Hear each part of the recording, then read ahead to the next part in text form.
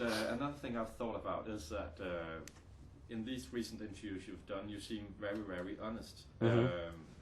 Why do you actually tell a lot of these things that you tell now?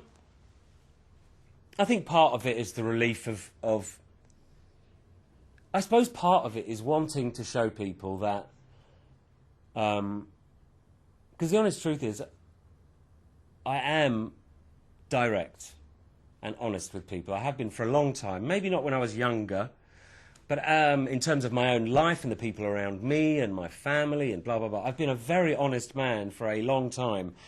And I had a real problem with the secret of my sexuality because I was fighting for I was trying to retain privacy, and I knew that the outward perception was that I was closeted, right? So having got rid of that perception, I'm able to just be myself in some ways, because I don't think that I think anyone with a major secret, that compromise bleeds through into the rest of things. So with people in general, with the public, I was used to a certain amount of restraint and always trying to avoid certain questions or whatever, because I wasn't prepared to share.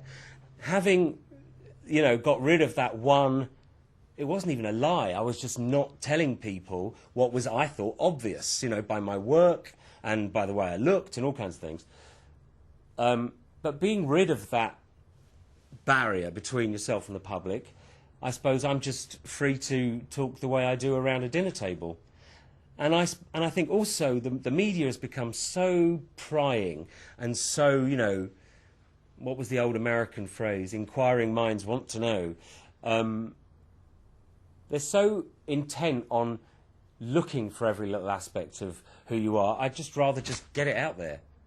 I'd rather get rid of all mystery. The mystery that was my friend for many years and I enjoyed. It's just like, if mystery is going to cause me this much, if it's going to mean, continued speculation or people thinking that they can somehow intimidate me with homophobia, then I'd rather just give them what they want, which is a few nice little headlines, salacious headlines that make me look like a dirty puff. Give them what they want and, just be done with it. And I suppose that also allows me to be honest about other things. Have you said something that you regret now? No, not really. Not really.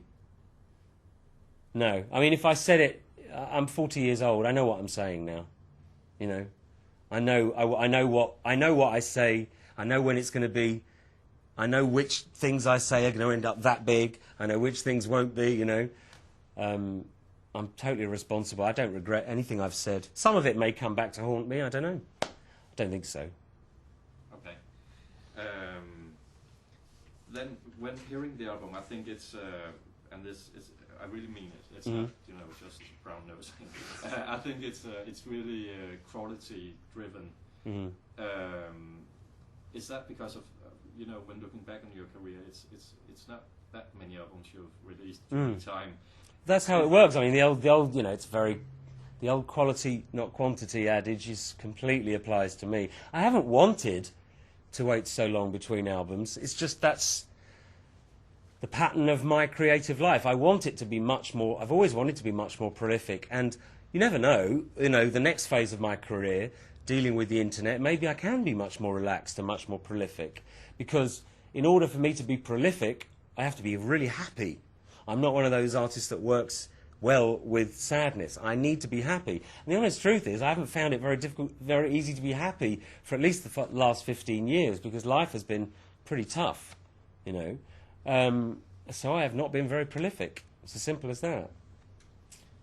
You also said somewhere that you are aiming for, you're doing a mainstream album with this one. Why did you feel tempted to do that instead of, being artsy and, I think it's just because I still love my I wanted this album to be, especially as there were so many reasons, especially as it was going to be the last one. I believe it will be the last commercial release. I wanted to put as much music on the radio in this last couple of years as I can, and so at the same time that I was absolutely trying to maintain a level of quality, I never lost sight of the radio. And even if they're not songs, I suppose I've written a collection of songs that I think my generation would listen to and think, you know, with the exception of a couple, they're all singles. They could all be on the radio, you know. And I made the album much more with that in mind. I think partially because I thought it was going to be my last collection of songs for the radio, you know. I don't think the radio's going to be jumping all over my charity releases on the internet. I don't think you'll find radio be very interested in that. So I guess I wanted to pack a lot of good quality radio type pop music into this album. What do you yourself like about radio type pop songs? Well, currently not very much. No, I still, you know, I love, for instance, I love most of what the Sugar Babes do. That's not necessarily... The first Sugar Babes album was the best one. But I love simple pop culture when it works. I don't listen to a load of music that sounds like mine. I listen to all kinds of things, and I still love a good, simple pop record. You know, the qualities I really look for... Well, you can't look